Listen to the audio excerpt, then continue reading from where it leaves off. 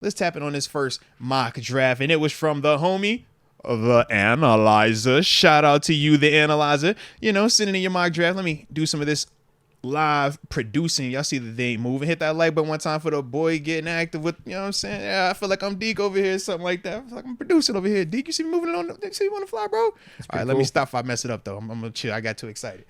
All right. So the Analyzer, and for those that want to submit mock drafts, send it into our email address, moatswinners@gmail.com. All right. But the Analyzer sent his in the first round. He went with Nate Wiggins, cornerback out of Clemson, the 20th overall pick. Second round, 51st overall, went with Braden Fisk, the interior D lineman out of Florida State. Then in the third round, gave us some center help. Cedric Van Pran, excuse me, Van Pran, I think it's Van Pran. Yeah, the center out of Georgia. Then from there, went with Javon Baker, big receiver down in UCF in the third round, 98th overall. That was our second third round pick. Then in the fourth round, 119 overall, he went with Trey Benson, running back out of Florida State, who I like. Nice cat right there. Sixth round, 178. My favorite pick, might I add. DN out of Michigan, Braden McGregor. Shout out to Braden McGregor as well, man. Edge rusher, tall, lanky cat. And then to wrap it up in the sixth round, 195 overall. Out of that beautiful university located in Oakland, we talking MJ Devonshire out of Pitt. Thanks for that. Man, salute you, bro. You know what I'm saying? Come on, man. Rock with you. All right. Yeah, great university. Yeah, man. Let's give it a little bit of extra today, you know? Heck yeah. But, what's your thoughts on it? How you digging it? What you like? What it feels you like don't a Steelers type of draft. I don't know if it's an Omar Khan type of draft, though. Ooh. Now, I like what you're saying when it's a Steelers draft, but not an Omar draft. Elaborate. Do tell. Yeah, like Braden Fisk in the second. Don't really need a D lineman that bad, but we just take him just because. Like, why not? He's probably he was the best player on our board at the time. Yeah, I was gonna say he's probably like the best player available. Had a first round grade on him. Mind. Yep. And then wait on the center, just like we did with Kendrick Green in the third round. Deep PTSD acting up. Draft this receiver that I have no clue about, Javon Baker, but he ends up turning out to be pretty good I will in the say third round. Javon straight. Whatever receiver we take in the first straight, few rounds, they're gonna probably be pretty good. But I've never heard of this guy. Like I had no clue who Emmanuel Sanders was when we drafted him. I love it, bro. Same thing with Mike Wallace in the third round. I know you ain't no AB either, did? Yeah, exactly. Yep. Now, he definitely submitted this before we picked up Cordell Patterson. Mm-hmm. I would not draft a halfback in round 4. I wouldn't draft a halfback, period. Now that we have Patterson. I like Devonshire, that late pick there, cornerback sleeper, some upside, maybe play some slot for you. Mm-hmm. Depth edge guy at this point, because I don't think we have Golden back. So, I could see us picking a dude with one of those last 2 picks. Nate Wiggins is a solid player. Yeah. Like I do really like him. But we need a center, and Cedric Van Pran just doesn't do it for me right now. We need a guy to start day one, and to me, that's Jackson Powers-Johnson or Zach Frazier. And that's where I'm struggling with this draft. And taking Braden Fisk in round 2. I could see the Steelers doing it. If you're whoa. Steelers traditionally doing it. I don't think this is something Omar Khan's gonna do. Yeah. No, I don't think that. But just the fact we took a D-line in round 2 where it's something we don't need that bad. Like, it's not one of our top 3 or 4 needs. I think it's something that you take maybe in round 4. Yeah. Like, get a depth D lineman in there, maybe get a successor for Cam Hayward, or if, like, DeMarvin Leal doesn't work out, or if Ogunjobi, he doesn't play out his contract as good as we hope. Like, it's some guy that can maybe take over the reins in the next year or 2. Take him in round 4, not round 2. Because we're trying to win now. You see with all these moves we're making, we're trying to win now. Mm-hmm. Center, receiver, first 2 picks, period. Yeah. I like it, man. I like it. Now, the analyzer did say he sent this a little bit earlier, but he did say that last pick was for you. Shout out to the H2 peers. All right. But, we kind of on the same page. I like Nate Wiggins. I like that pick. I just don't personally want to wait to the third for a center. But if it played out like this does give me OG Steeler vibes. Like if this was 2 years ago, I think that this would be almost spot on. I'm like, I can see them definitely getting Nate Wiggins because of what he brings to the table from a cornerback standpoint, man to man, the speed and everything like that. Braden Fisk, as we talked about it, man, like that's a Larry Ogunjobi body type. You know what I mean? I didn't hit the mic, man. My bad on that. But with Braden Fisk, to me, I just don't think he fits the 3-4 as well as I think he fits the 4-3. Javon Baker, like I'm cool with him, man. Big speed, big body guy, combat catch guy, can touch you down the grass. So not tripping with him. Trey Benson, I only like this if you're moving on from Naj because he's just as big as Naj, but he's faster. Now, he's not as good as Naj when Naj was coming out, which is the reason why he's the 4th rounder versus Naj being the 1st round. But if I'm looking for another person that can give me what Naj can give me, or at least in that vein, then you look Benson with the combo of Patterson and the combo of I was going to say you're trading Najee. Right, and that's the way. But this is only if you moving on from Naj, do you get him. But that's what the whole running back conversation is. It's like, do you pay one or do you just do the committee thing? So this is the committee option. So that's why I wasn't tripping on it. Braden McGregor, I like his he's good length. Can definitely rush the passer. Good get off. My only concern is just, what does he develop into? Is he develop into like an every down player where he's a starter out there with his size, or is he just a glorified, 3rd rusher / teamer? I don't want to put him like the Cassius Marsh type vibe, but like that type of vibe, you know what I mean? So that's the only thing. But MJ Devonshire I definitely like though, man. Shout out to Pitt. You know what I'm saying? Shout out to Pitt.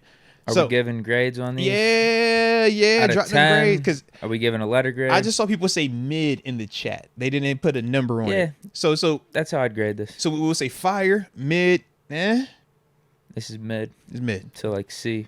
All right. Okay. With all due respect. With all due respect. Yeah, like he said, he definitely entered this draft in earlier. No. It probably isn't as up to date on some of our recent moves, but still, like, we need center receiver. First 2 picks. Now, Jamie Carlo said he loves the Fisk pickup, though.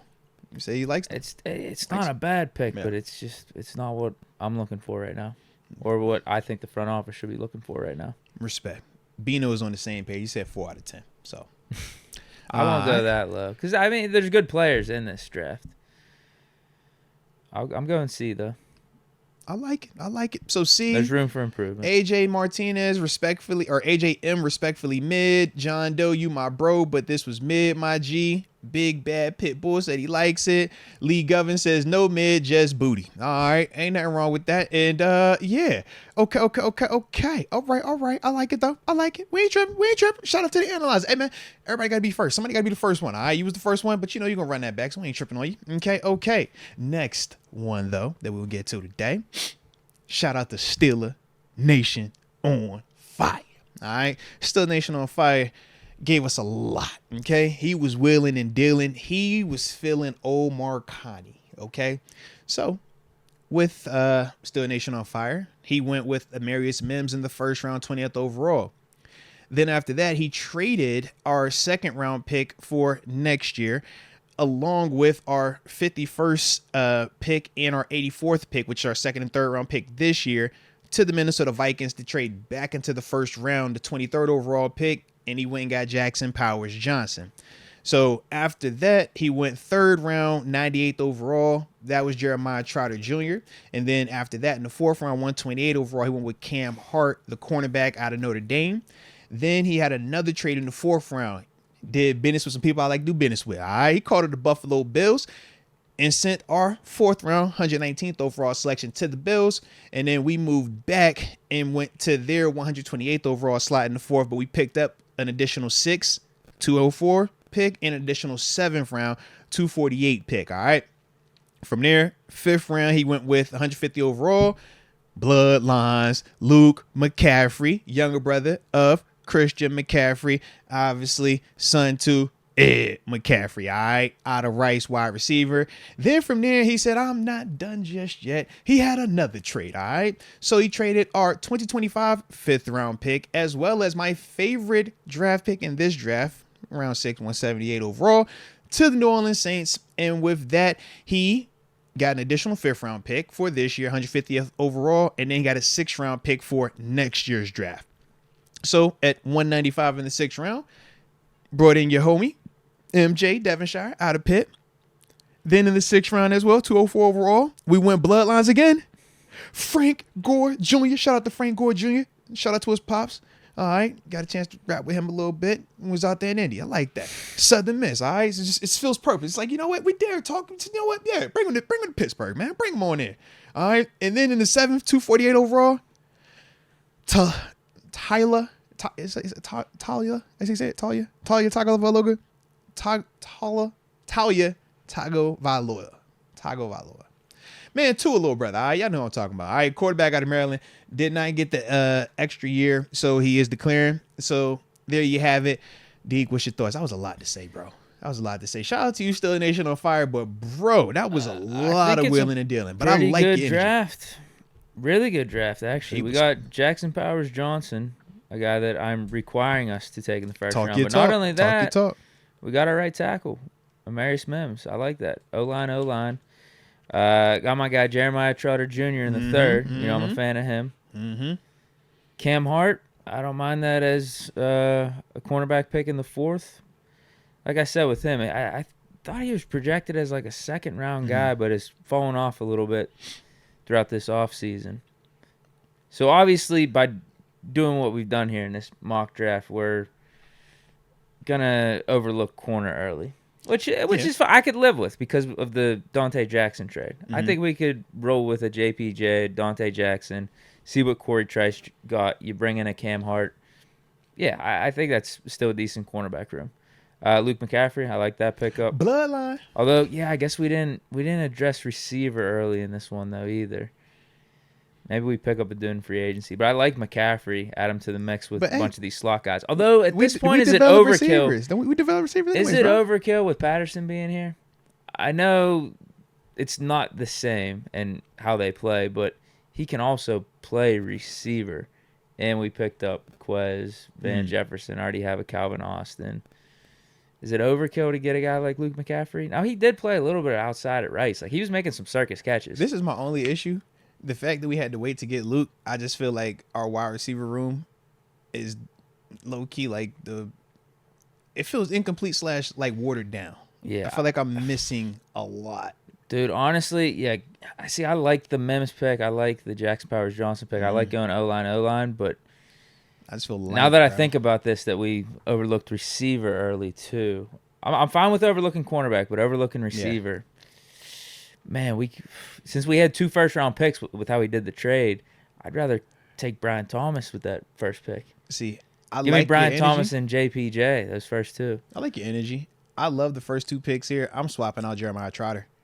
Taking a receiver in third. Yeah, maybe that dude from who's that guy from the small school, Malachi Corley? Oh, okay. People are getting hype on him. Yeah, I think he's this draft version of like the next AB. Okay. You know how last year was Zay Flowers? Yeah. I'm telling you, watch this Malachi Corley. No, for sure. I will do, man. I don't think he's as explosive as Zay Flowers, but he gives those AB signs. No, respect. I definitely check him there. Actually, that's not a bad call. That's what I would do because I'm like I love the fact that I got my right tackle. I can move Broderick to left, and I have high-end insurance and Dan Moore.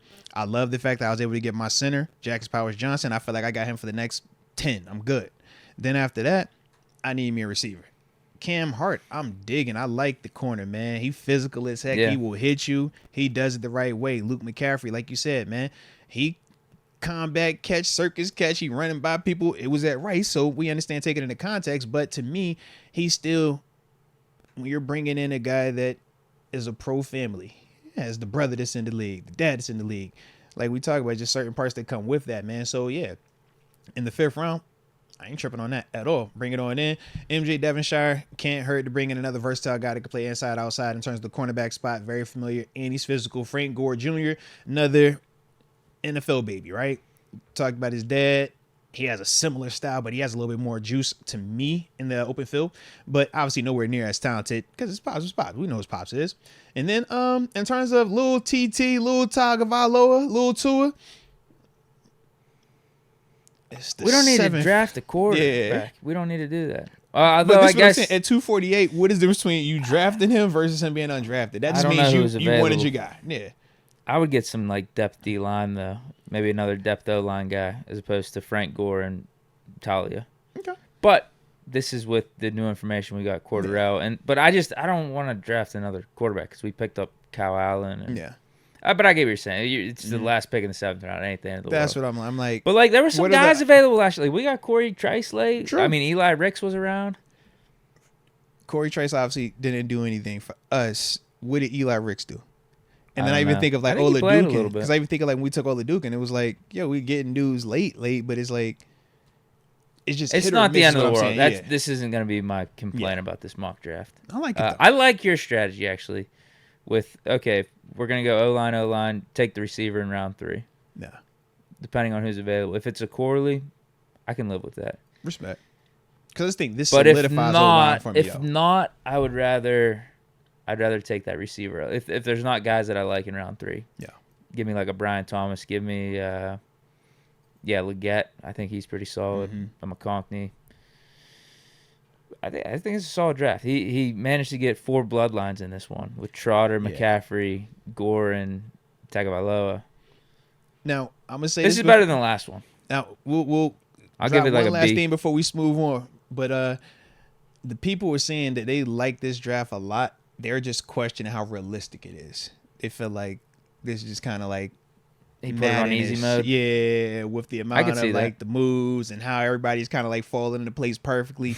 Yeah, that was the only grievance I saw in the chat. A lot of people love this though, but they were just like, yeah, but he this kept on hitting the restart button until he got the draft the way he wanted. He's like, hold on, I don't like how this board keeps lining up. Oh, nah, this is the one right here. But I like your style still, Nation on Fire. So that's why, like I said, man, we had to talk about it. That'd be good. Hopefully we pick up a receiver in free agency then or something. Maybe bring in Odell. Yeah, something like that. DJ Chark. Somebody. Get an outside guy. Yeah. I like it. But it's solid. Yeah, it's better than the last one. I'd give it like a B. Yeah. B. I wouldn't go B+. I'd give it a B. Yeah, if I could swap out the third with just another higher end wide receiver instead of Trotter, I would probably give it a B+. But as a whole, man, I do like it because I got my tackle, got my center, and I got bloodlines on the Flyers. You know, we're talking about the late round picks. It's like, give me something that's interesting storyline, interesting something about them. So I was like, I got that. Shoot, low key, 3 of the last 4 picks, and then the 4th one in that 3 of the 4 is still a local one in terms of just the pick connection. So yeah, I ain't tripping on that. I like that. All right. So I think we're gonna be seeing Devonshire a lot in these mock drafts. I think so too. It's a good value pick. So too. I like it there, man. I like it.